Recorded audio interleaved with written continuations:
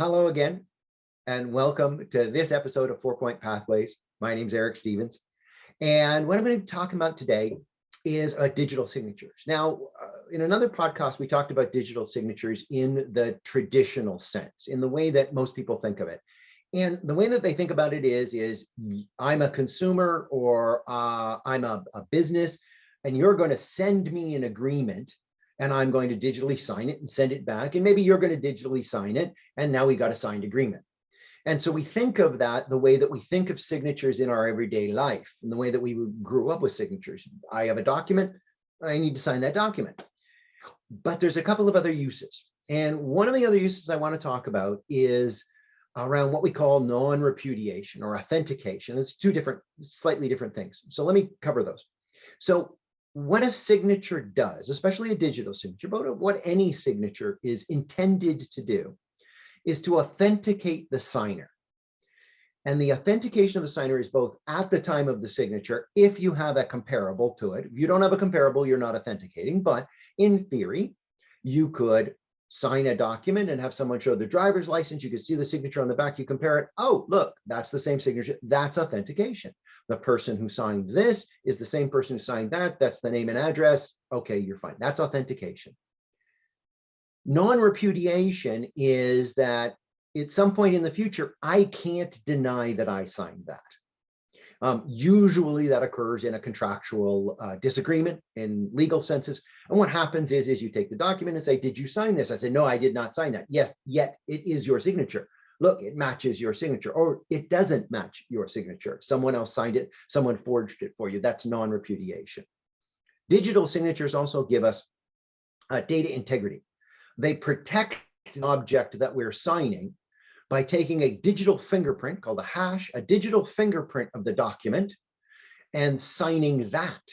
And what that means is that we can do a comparison at some future point in time, and we can say, I'm going to redo that digital fingerprint because it's a mathematical process that always produces the same fingerprint, the hash. I'm going to reproduce that from the document. I'm going to look and compare the hashes. Wait, they're different. Well, then that document has been changed. Oh, they're the same. Everything's good to go. So a digital signature gives us authentication that I can test at that instant in time that you are who you say you are. Non-repudiation, you cannot deny that you signed this, and gives us data integrity. I can tell if somebody changed or tampered with this document. That's when we're thinking about it from a consumer perspective, but there's a reverse case that's very, very interesting. And that's when I, as an organization, as a government entity, or as a corporation, want to send you a document, and I want you to know that I sent it. And I want you to know that this is the original and has not been tampered with. And that's what we refer to as entity signing or corporate signing. And that has a bunch of different applications, a bunch of different use cases. The same process occurs. Now, I, as a representative of my corporation, I'm going to sign this document, and then I'm going to hand it to you, and you can now validate, well, it was signed by that organization I expected it to be signed from. Okay, they can't deny that they signed it and sent it to me. And I can tell that since it's been signed by them, it hasn't been tampered with. I'm getting an original. There's a couple of different places where we want to use stuff like this. When we're dealing with highly secure materials that we need to share with our partners, this is a great time to do that kind of a thing. And you can actually do a double signing process there where I'm signing it to validate that it is original from me. And then I can sign it so that only you can read it with your private key. So there's a lot of interesting things. I know of an organization that's doing that around chip security, chip manufacturer. And so they send out specifications to partners who have paid for those specifications. They wrap those in a signature so that now that person receiving them knows that that's the original. And they apply a bunch of other different things that I'll talk about in a second. Another scenario where we see this being used is by government, specifically an organization called the Government Printing Office in the United States. These are the organization that collects all of the bills, legislation for the federal government, minutes, meetings, every piece of possible documentation that any federal agency or department produces goes through the GPO. The GPO is responsible for producing it.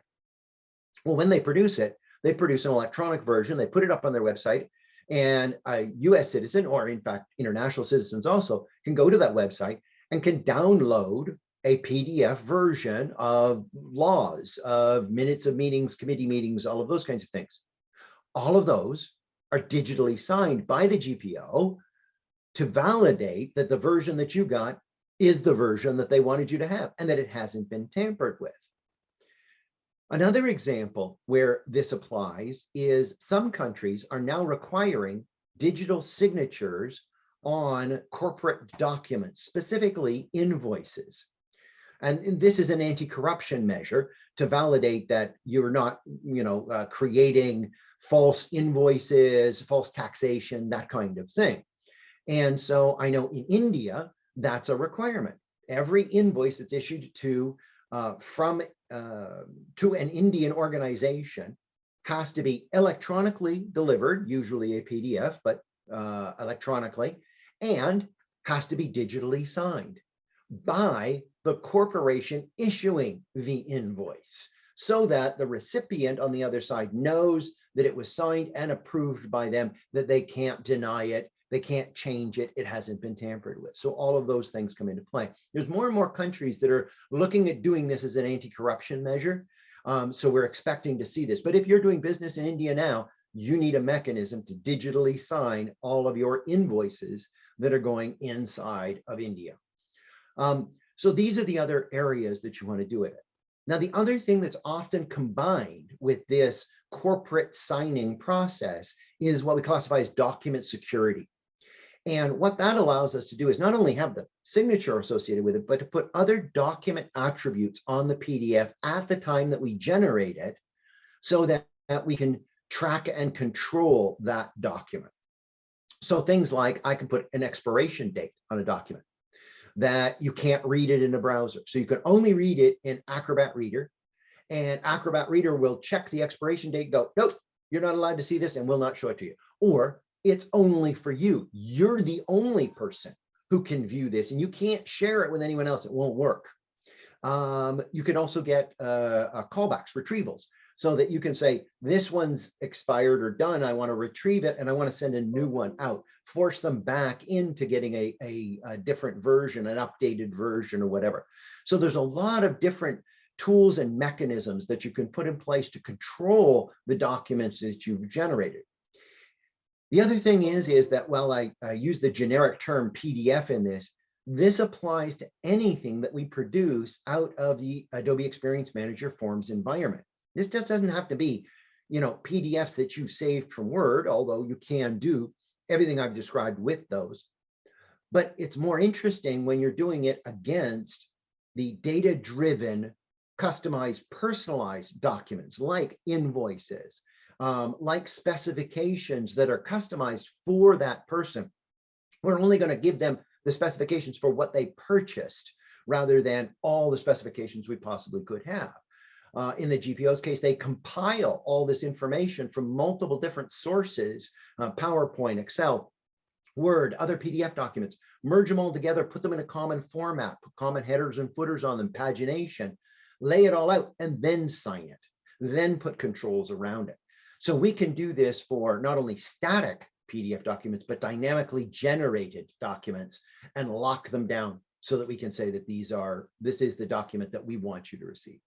So this is another way that you can use digital security, digital signatures, where you're signing it so that when the person receives it, whoever that is, a partner, another organization, a citizen, whoever it is, can validate that, in fact, this is the document you wanted to send to me. You sent it to me as this corporation. It hasn't been changed, and you can't deny that when I read that price list, when I read that specification, this was exactly what you wanted me to see. Thanks so much for listening. Really appreciate it. And for more information, go to our website. Thanks. Bye.